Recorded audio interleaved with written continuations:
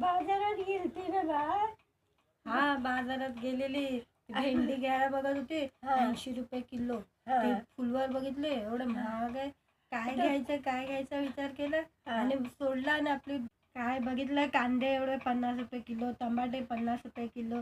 काय घ्यायचं विचार केला. एवढा महागाचं कोण घेणार. त्याच्या बदली बेसन घेतला आणि त्याला बेसनचे झुणका बिंका बनवून आपण खाऊ.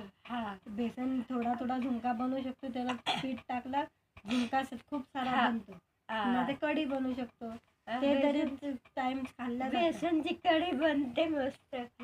कढी आणि त्यात वडे बी टाकायचे. तेवढं गोळे करून गव्हाच्या पिठाचे गोळे करायचे आणि टाकायचे. कशाला लेस आहे संपवायचं नाही. बेसन पण संपवायचं नाही.